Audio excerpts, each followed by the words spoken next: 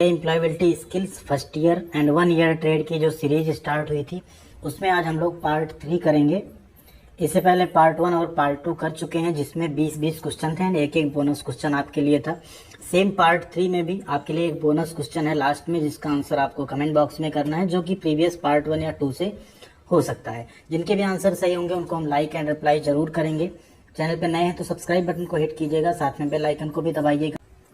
पहला क्वेश्चन यहाँ पे देखिए, 1 बाइट इज इक्वल टू, एक बाइट जो है बराबर होती है। ये आपका जो मॉड्यूल है आईटी लिटरेसी से अभी चल रहा है क्वेश्चन, ठीक है। पहला मॉड्यूल आपका इंग्लिश लिटरेसी था जो खत्म हो गया, अभी ये आईटी लिटरेसी के क्वेश्चंस रहेंगे। तो एक बाइट में कितने बिट होते हैं? तो एक बाइट में होते हैं टोटल 8 बिट्स। कितने होते हैं? 8 बिट्स या 8 बिट्स होते हैं। ऑप्शन सी आपका यहाँ पे राइट आंसर है। वीडियो को आप लोग लाइक नहीं करते हैं, वीडियो को एटलीस्ट आप अगर लाइक करेंगे तो आप अगर लाइक करते हैं तो और भी जो लोग सर्च करेंगे उन तक भी वीडियो पहुंचेगी, जिससे वीडियो की रीच बढ़ेगी। तो हमें भी अच्छा लगेगा, वीडियो पे व्यूज आ रहे हैं और लाइक्स भी आ रहे हैं, साथ में आपके कमेंट्स भी आ रहे हैं, तो अच्छा लगता है हमें देख के। अगला क्वेश्चन है, which one is the brain of computer? इसमें कंप्यूटर का ब्रेन कौन सा है? कीबोर्ड, सीपीयू, मॉनिटर या हार्ड डिस्क? तो यहाँ पे आपका राइट आंसर है सीपीयू, जिसे हम कहते हैं सेंट्रल प्रोसेसिंग यूनिट। यही आपका कंप्यूटर का ब्रेन भी होता है। अगला क्वेश्चन है, बहुत ही इंपॉर्टेंट क्वेश्चन है। A computer system consist of, एक कंप्यूटर सिस्टम के होते हैं, क्या क्या होते हैं? Software and program, hardware and software, mouse and keyboard, circuit diagram. तो एक कंप्यूटर में क्या क्या होता है? हार्डवेयर होता है और साथ में सॉफ्टवेयर होता है, तभी वो कंप्यूटर रन करता है प्रॉपर। अगला क्वेश्चन है, a program that infects other program by modifying them is called. एक प्रोग्राम जो दूसरे प्रोग्राम को संशोधित करके संक्रमित करता है कहलाता है वायरस, एंटीवायरस, वेब पेज या नोटपैड। तो ऐसे प्रोग्राम को हम वायरस कहते हैं। जैसे आपके कंप्यूटर में बाकी सॉफ्टवेयर होते हैं या प्रोग्राम होते हैं, वैसे ये भी एक प्रोग्राम या सॉफ्टवेयर होता है जो इंस्टॉल हो जाता है एंड बाकी प्रोग्राम्स को क्या करता है, फिर संक्रमित करता है। आपके सिस्टम में प्रॉब्लम आने लगती है, कुछ फाइल्स ऑटोमेटिक डिलीट हो जाती है, कुछ भी करने लगता है ये, ठीक है। तो उसी को हम क्या कहते हैं, हमारे सिस्टम में वायरस आ गया, उस वायरस से खुद को प्रोटेक्ट करने के लिए क्या हम लोग रखते हैं कंप्यूटर में? एंटीवायरस रखते हैं।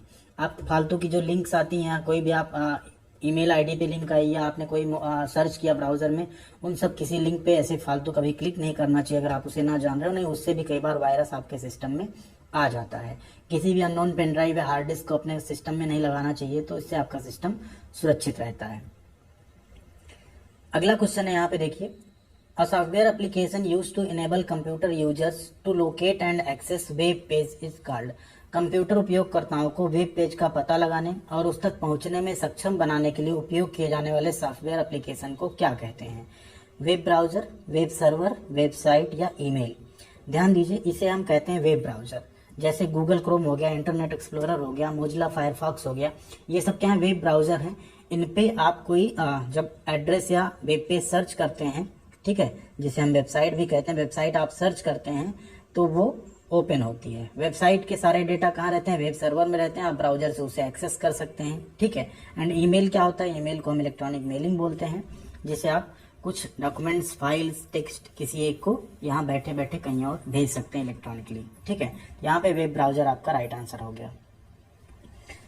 अगला क्वेश्चन है, an illegal activity committed on the internet is called. Internet पर की गई अवैध गतिविधि कहलाती है virus, cyber crime, search engine या सोशल नेटवर्किंग? तो इसे हम कहते हैं साइबर क्राइम। जैसे कई बार होता है इंटरनेट पे आपने कोई वेबसाइट हैक कर ली, आपने किसी के अकाउंट से या कुछ पासवर्ड्स हैक कर लिए और कुछ उसके अकाउंट से पैसे उड़ा दिए, इस तरह की चीज़ें होती कई बार आपने, तो उसे ही हम क्या कहते हैं? साइबर क्राइम कहते हैं, ठीक है। यहाँ तक आपको क्लियर हो गया होगा।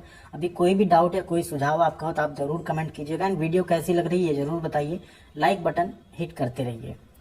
अगला क्वेश्चन है, computer network that spans regional, national और ग्लोबल एरिया इज कॉल्ड। एक क्षेत्रीय, राष्ट्रीय और वैश्विक क्षेत्र में फैले कंप्यूटर नेटवर्क को कहा जाता है लैन, मैन, वैन या कैन? तो देखिए, लैन जो होता है लोकल एरिया नेटवर्क है, ये आपका सिर्फ एक कॉलेज हो गया, कोई एक कैंपस हो गया, उन सब जगहों पे आप इसके थ्रू नेटवर्किंग कर सकते हैं।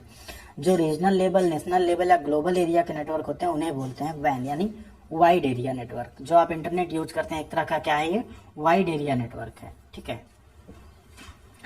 अगले क्वेश्चन पे चलते हैं। क्वेश्चन नंबर 48 है, सीपीयू कंसिस्ट ऑफ, सीपीयू के होते हैं कंट्रोल यूनिट एंड एएलयू यानी नियंत्रण इकाई होती है, और अरिथमेटिक लॉजिक यूनिट यानी एएलयू होती है।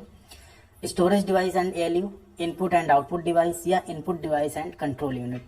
तो सीपीयू का दो पार्ट होता है, एक होता है कंट्रोल यूनिट और एक होती है ALU arithmetic logic unit. Option ए।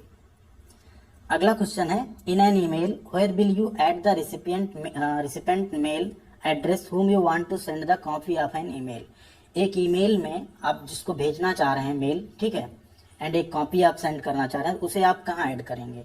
तो टू में आप ऐड करते हैं जिसको भेजना होता है, सीसी में आप ऐड करते हैं जिसको बोलते हैं कार्बन कॉपी, ठीक है। सीसी में आप किसे ऐड करते हैं? जिसे आपको कॉपी देना चाहते हैं।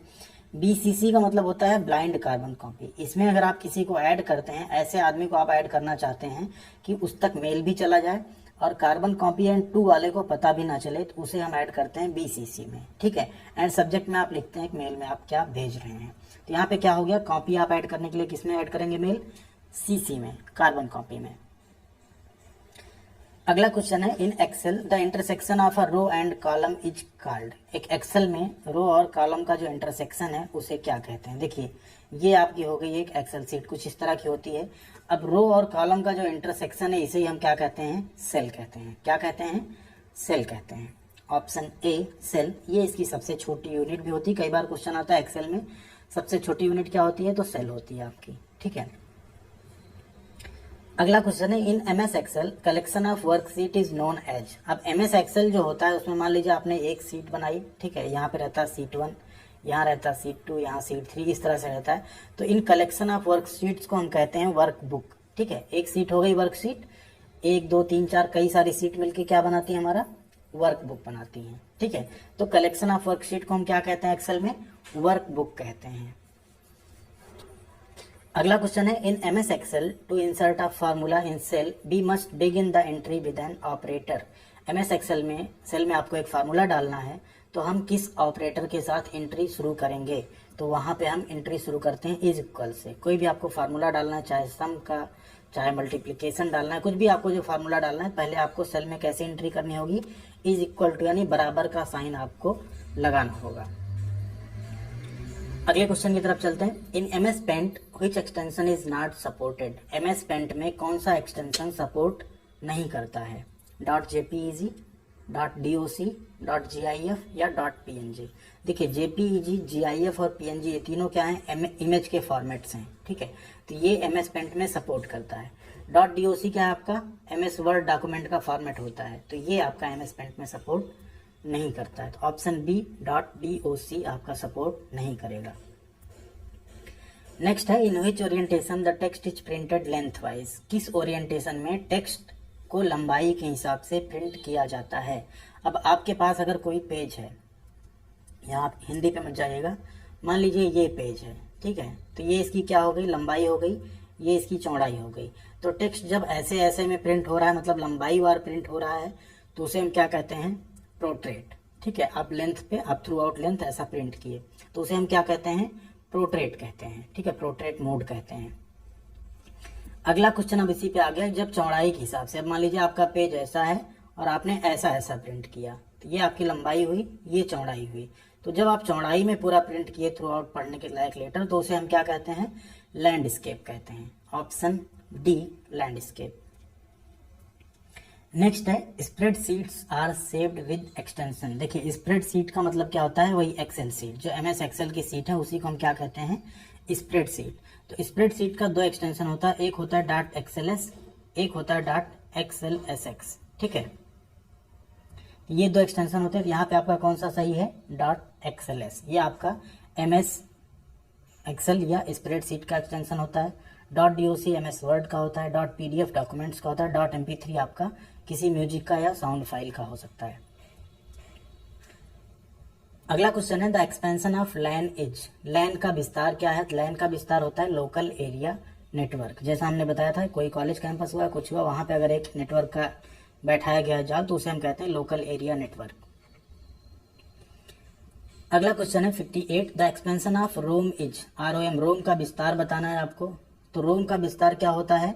Read only memory. क्या होता है? Read only memory. Option D आपका यहाँ, ऑप्शन बी आपका यहाँ पे सही है, ठीक है। उसी जहां अगर रैम होता तो उसका क्या होता है, रैंडम एक्सेस मेमोरी। ठीक है, रैंडम एक्सेस मेमोरी। अगला क्वेश्चन है द एक्सपेंशन ऑफ वैन, यानी WAN का विस्तार आपको बताना। WAN का विस्तार क्या है, wide area network. Option C wide area network आपका यहाँ पे राइट आंसर होगा।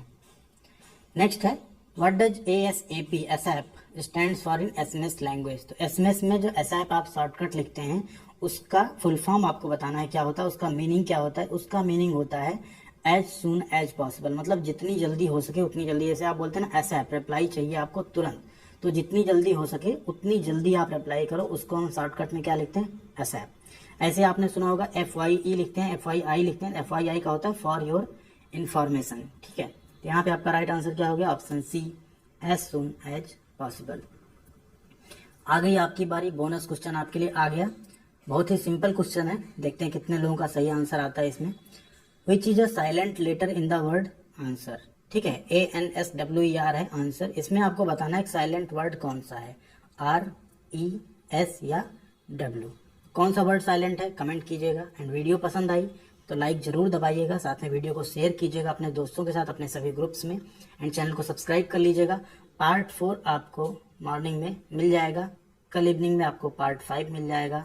एंड परसों तक हम कोशिश करेंगे आपका पार्ट 8, 3 पार्ट लाके हम आपका एम्प्लॉयबिलिटी स्किल्स पूरा कंप्लीट कर देंगे।